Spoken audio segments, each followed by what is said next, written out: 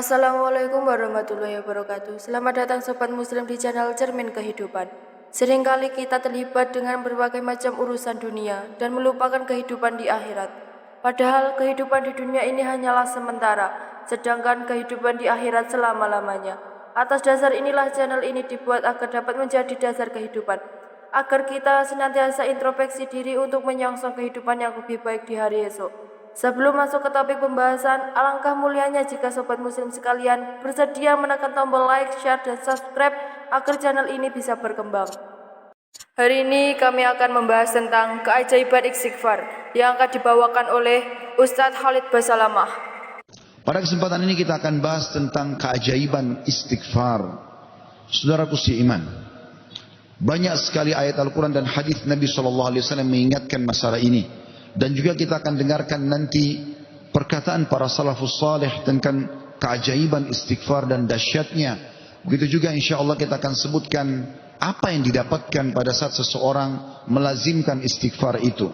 Mungkin sebagian orang terlintas di benaknya, istighfar kami semua sudah tahu. Tapi pertanyaannya, apakah anda sudah rutinkan?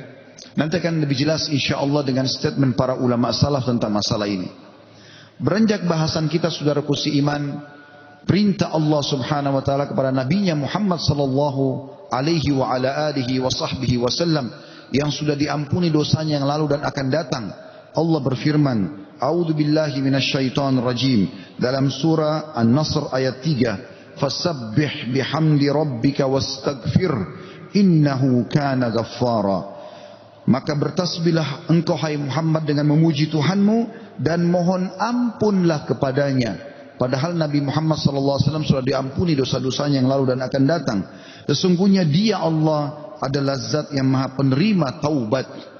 Juga dalam ayat yang lain dalam surah Muhammad ayat 19 Allah memerintahkan Nabinya Muhammad SAW istighfar. A'udzu billahi minasyaitonir rajim wastaghfir li dzambik walil mu'minina wal mu'minat wallahu ya'lamu mutaqallabakum wa mathwaakum. Dan mohonlah ampun bagi dosamu hai Muhammad dan bagi dosa orang-orang beriman laki-laki dan orang beriman perempuan, dan Allah Maha mengetahui tempat kamu berusaha dan tempat tinggalmu. Juga baginda Nabi sallallahu alaihi wa ala alihi wa sahbihi wasallam bersabda, wallahi inni la astaghfiranna Allah wa atubu ilaihi fil yawmi aktsara min 70 marrah.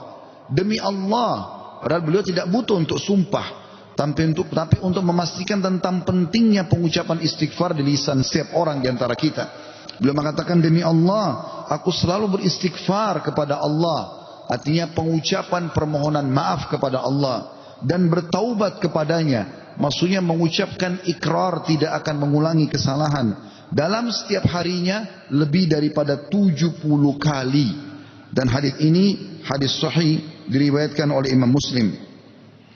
Juga dalam riwayat yang lain Nabi SAW sebutkan fil yaumi mi'ata marrah, dalam setiap hari sampai 100 kali.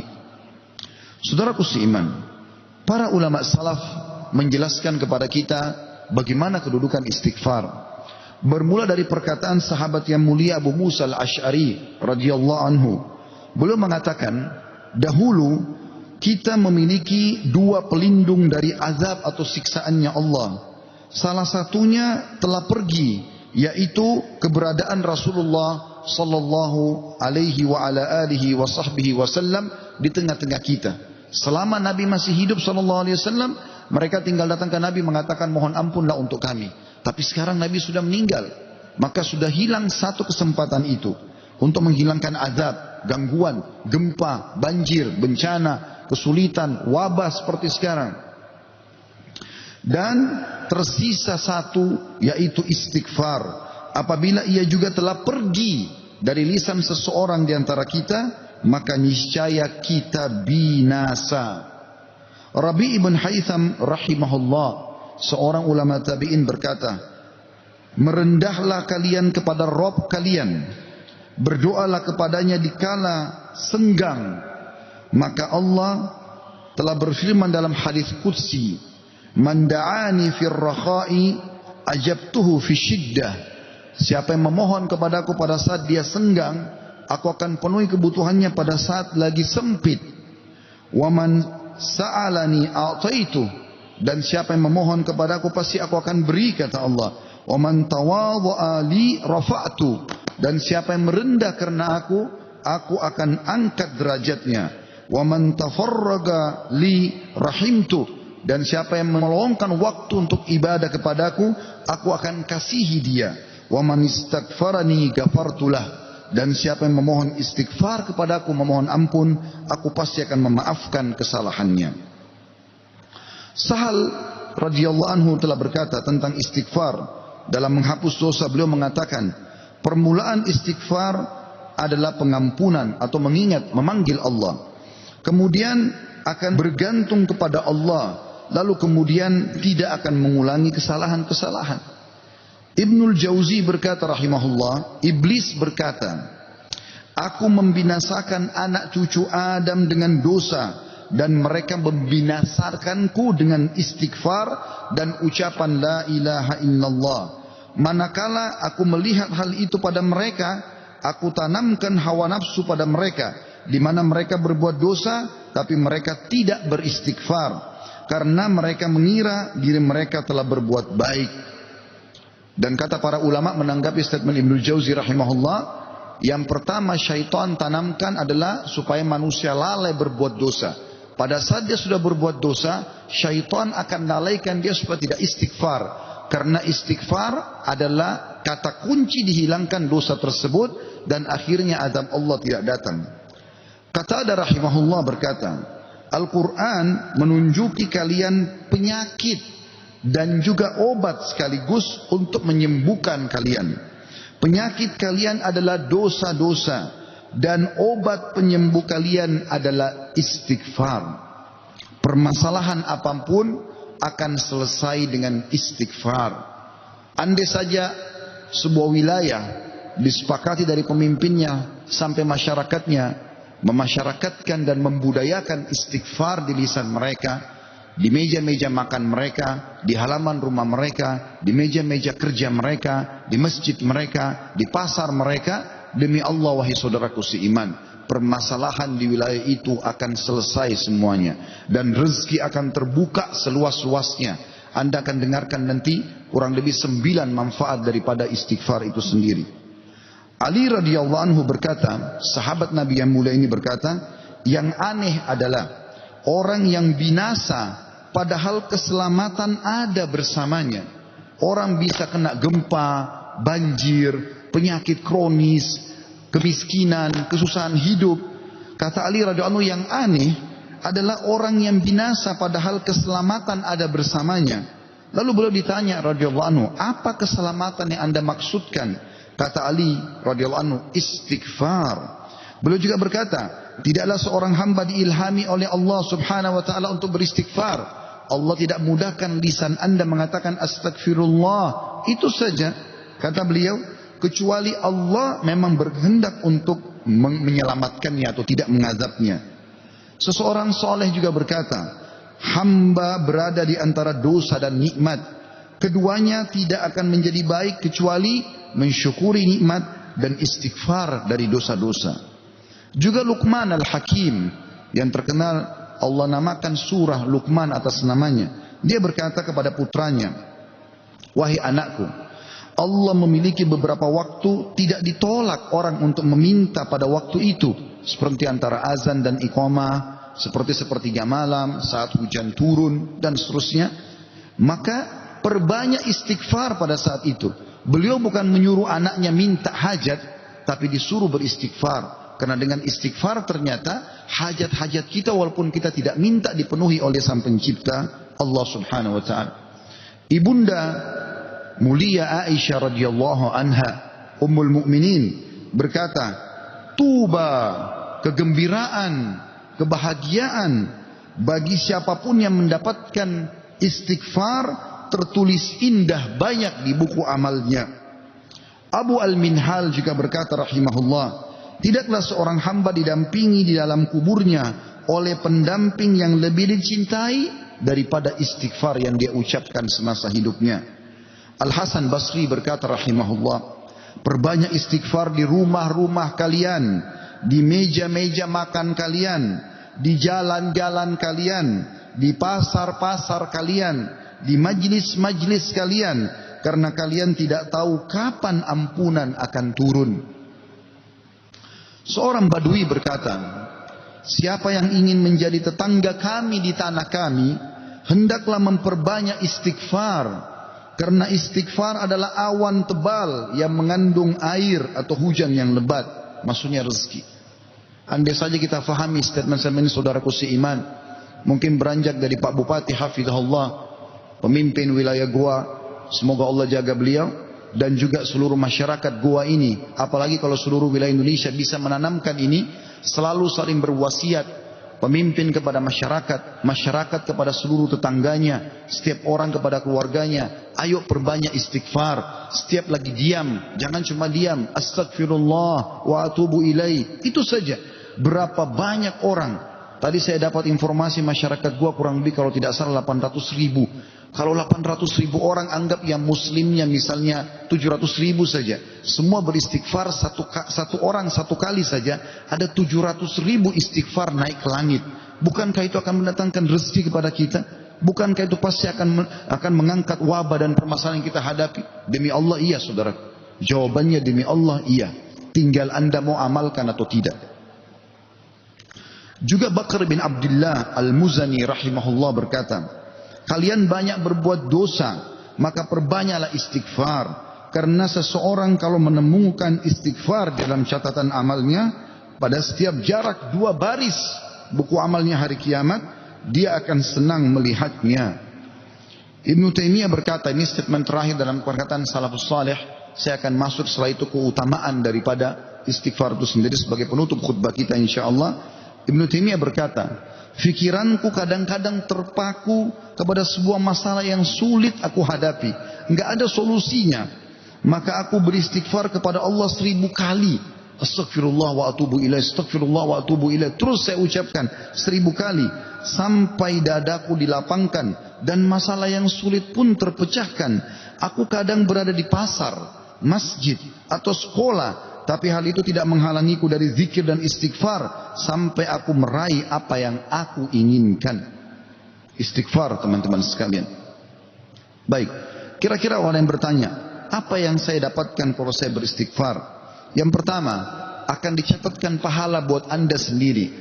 Karena istighfar ucapan yang tidak butuh energi banyak. Hanya lisan dan bibir kita yang tergerakkan. Ya, suara sedikit saja. Tidak ada energi yang besar. Itu adalah ibadah yang besar pahalanya. Allah subhanahu wa ta'ala memerintahkan kita dan memerintahkan juga Nabinya Muhammad sallallahu alaihi wasallam untuk beristighfar kepadanya. Allah berfirman di dalam surah Mu'min ayat 55, A'udzu billahi minasyaitonir rajim, fasbir inna wa'dallahi haqqun wastaghfir li dzambik wasabbih wastaghfir li dzambika wasabbih bihamdi rabbika bil ashi wal ibkar. Maka bersabarlah kamu hai Muhammad dan pengikutmu dalam melalui kehidupan dunia dengan segala macam cobaannya. Toh ada kehidupan akhirat yang akan abadi dengan nikmat. Karena sungguhnya janji Allah itu benar. Tidak ada kedustaan. Salat, puasa, zakat, bakti sama orang tua, bersedekah, zikir, doa, apa saja kerjakan, semua akan kau dapatkan hasilnya. Dan mohonlah ampunan untuk dosamu hai Muhammad, dan pengikutmu juga perintahkan mereka lakukan itu. Dan bertasbihlah seraya memuji Tuhanmu pada waktu pagi atau pada waktu petang dan juga pagi hari. Kemudian juga Allah mengatakan dalam surah Al-Muzammil ayat 20, a'udzubillahi minasyaitonir rajim, wastaghfirullah innallaha ghafurur rahim. Dan mohonlah selalu ampunan kepada Allah, istighfar. Sesungguhnya Allah Maha Pengampun lagi Maha Penyayang. Dan yang terakhir ayat Al-Qur'an adalah Al-Imran 133. Tentu ayat banyak sekali tapi saya singkatkan di sini karena khutbah Jumat. A'udzu billahi minasyaitonir rajim. Wasari'u ila magfiratin min rabbikum wa jannatin arduha as-samawati wal ardu iddat lil muttaqin. Dan bersegeralah kamu kepada ampunan dari Tuhanmu dan kepada surga yang luasnya seluas langit dan bumi yang disediakan untuk orang-orang beriman. Yang kedua, saudaraku seiman, istighfar sebab utama datangnya rezeki. Allah menyebutkan dalam Al-Quran, ya, apa yang diucapkan oleh lisan nabinya yang mulia Nuh alaihissalam dalam surah Nuh ayat 10 sampai ayat 12. A'udzu billahi minasyaitonir rajim. Faqultu astaghfiru rabbakum innahu kana ghaffara yursilis samaa 'alaikum midrara wa yumditkum bi amwalin wa banina wa yaj'al lakum jannatin wa yaj'al lakum anhara. Maka aku berkata kepada kaumku, ya Allah, kata Nabi Nuh, mohonlah ampun kepada Tuhan kalian. Sesungguhnya Dia Allah adalah Maha Pengampun. Niscaya dengan mohon ampun istighfar kalian itu, Dia Allah akan mengirimkan hujan kepadamu yang lebat dan memperbanyak harta juga anak-anakmu dan mengadakan untukmu kebun-kebun dan mengadakan di dalamnya sungai-sungai. Juga dalam surah Hud ayat 52 Allah subhanahu wa ta'ala berfirman, A'udzu billahi minasyaitonir rajim.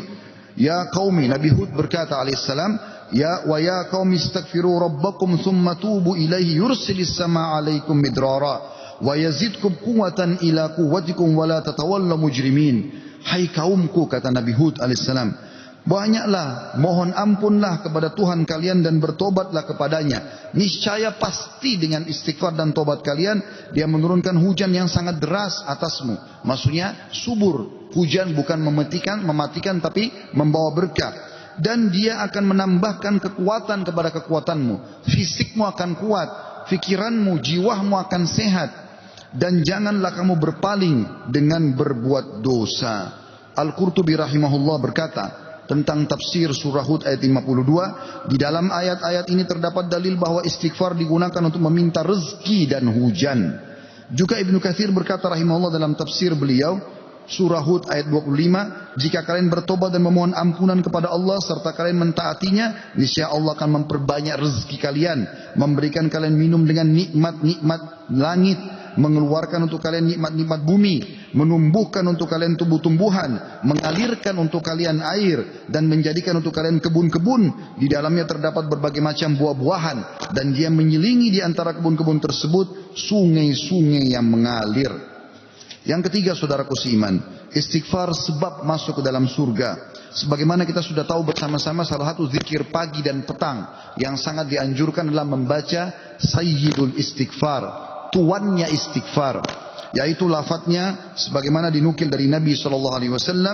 Beliau mengatakan, Allahumma anta rabbi la ilaha illa anta khalaqtani wa ana abduka wa ana ala ahdika wa wa'dika mastata'tu a'udhu bika min syarri ma sana'tu abu'u laka bi ni'matika alayya wa abu'u bidzambi faghfirli fa innahu la yaghfirudz dzunuba illa ant.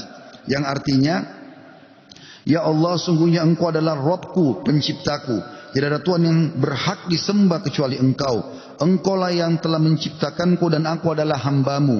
Aku senantiasa berada dalam perjanjian bersamamu.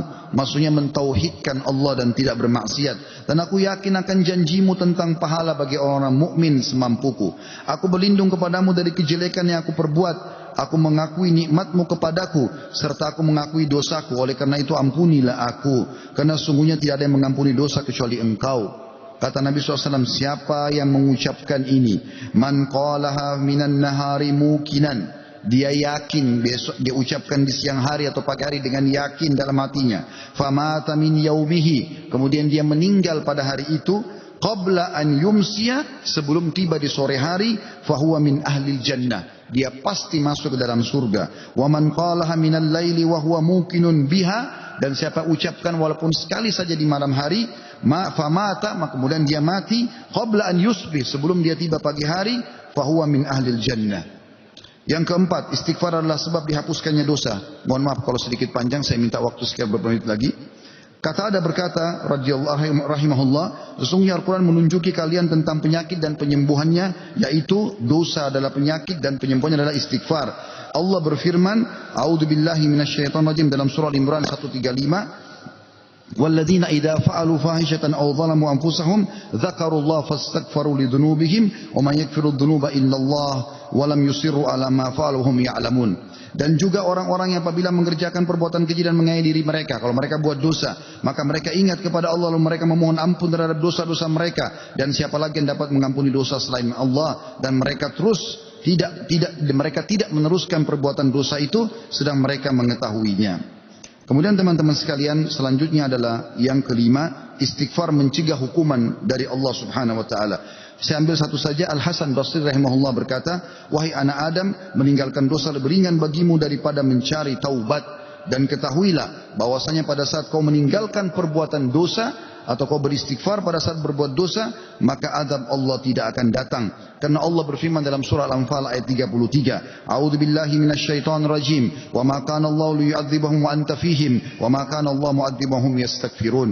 Dan Allah sekali-kali tidak akan mengazab mereka sedangkan kamu berada di tengah-tengah mereka, hai Muhammad, dan tidak pula Allah akan mengazab mereka sedang mereka selalu memohon ampun.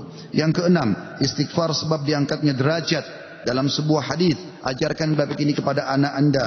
Dalam hadis riwayat Ahmad dengan sanad hasan, kata baginda Nabi SAW, Inna Allah Azza wa Jalla yarfa'ud darajati lil abdi salihi fil jannah, fa yaqulu ya Rabbi anna li hadhihi, fa yaqulu bi istighfari waladika lak. Sesungguhnya Allah yang maha suci dan maha tinggi mengangkat derajat seseorang hamba saleh di surga sehingga dia bertanya, yang sudah mati diangkat derajatnya tinggi di surga. Hamba ini bingung, dia tidak pernah merasa berbuat amal yang bisa membawa dia ke derajat itu. Lalu dia bertanya, wahai Rabbku, dari mana nikmat ini hamba dapatkan? Maka kata Allah SWT, dari istighfar anakmu untukmu. Yang ketujuh, istighfar adalah sebab disucikan hati. Sebagaimana Nabi SAW bersabda, Innal mu'mina idha adzamba dzamban kanat nuqtatan sauda'u fi qalbihi. Kalau seorang mukmin berbuat dosa akan menjadi titik hitam dalam hatinya. Fa in taba wa naza wastaghfara su'ika qalbuhu minha. Kalau dia bertaubat kemudian dia beristighfar kepada Allah, meninggalkan dosanya, maka akan diangkat noda hitam itu dalam hatinya. Fa in zadat hatta taklufa qalbuh fadzalika ar-rana alladhi dzakarahu Allah fi kitabihi kalla barrana ala qulubihim ma kanu yaksibun. Dan kalau seandainya dia bertaubat dan meninggalkannya serta beristighfar, hatinya kembali bersih darinya, dan kalau dia tambah melakukan dosa, maka bertambah pula titik hitam itu sampai menutupi seluruh hatinya. Dan itulah makna kalimat ar-ran dalam firman Allah Subhanahu wa taala, sekali-kali apa yang selalu mereka usahakan itu menutupi hati mereka. Surah Al-Mutaffifin ayat 14. Dua poin yang terakhir teman-teman sekalian, yang kedelapan adalah istighfar sebab memperoleh anak dan keturunan. Dinukil dalam sebuah riwayat disebutkan oleh Abu Hanifah rahimahullah dalam musnadnya, bahwasanya seseorang datang mengeluh dari Jabir bin Abdullah radhiyallahu anhu. Seseorang mengeluh kepada Nabi SAW lalu berkata, ya Rasulullah, ya sesungguhnya orang semua punya anak, tapi aku sendiri yang tidak punya anak. Maka kata Nabi SAW, mana kau dari dua senjatamu, memperbanyak sedekah dan istighfar, maka dengannya kau akan diberikan rezeki. Kata Jabir bin Abdullah, orang itu pun mengamalkan, lalu saya menyaksikan orang itu dikaruniai 9 orang anak, semuanya laki-laki. Kesembilan dan terakhir adalah istighfar sebab menikmati kesehatan dan kekuatan. Sebagaimana dijelaskan dari dalam surah Hud ayat 52, dan sudah saya bacakan tadi ayatnya, saya tidak ulangi, tapi potongan ayatnya adalah yazidkum quwwatan ila quwwatikum. Istighfar menyebabkan bertambahnya kekuatan di atas kekuatan.